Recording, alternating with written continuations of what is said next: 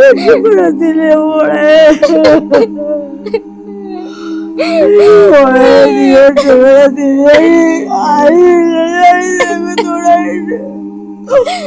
വിഷമിക്കണ്ട, എത്രയും പെട്ടെന്ന് തന്നെ ഓപ്പറേഷൻ ചെയ്യും. വിഷമിക്കണ്ട.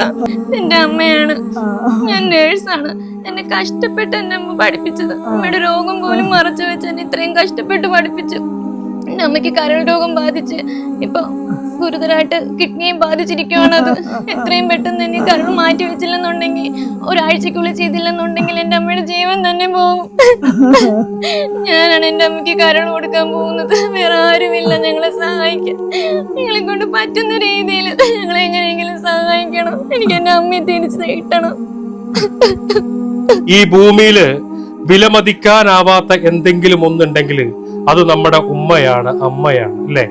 ഈ ഒരു മകള് തന്റെ അമ്മയുടെ ജീവന് വേണ്ടിയിട്ടാ നമ്മുടെ മുന്നില് കരഞ്ഞുകൊണ്ട് കൈനീട്ടുന്നത്.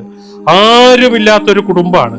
ഈ മകളെ പഠിപ്പിച്ച് നേഴ്സാക്കി തന്റെ രോഗവും തന്റെ വേദനയും തന്റെ പ്രയാസങ്ങളും മറച്ചു വെച്ചിട്ട് ഇന്ന് കരൾ രോഗം ബാധിച്ച് അത് കിഡ്നിയെ ബാധിച്ചിട്ട് ഈ ഒരു അവസ്ഥയിൽ, ഈ ഒരു ക്രിട്ടിക്കൽ സ്റ്റേജില് കൊച്ചിയിലെ ലേക്ക് ഷോർ ആശുപത്രിയിൽ ഈ അമ്മ ഇവിടെ കിടക്കുമ്പോ ഒരു പക്ഷെ താമസിക്കാൻ ഒരു വീട് പോലും ഇല്ലാത്ത വാടക വീട്ടിൽ താമസിക്കുന്ന ഒരു കുടുംബം, ഈ ഒരൊറ്റ മോള് മാത്രമുള്ളത്.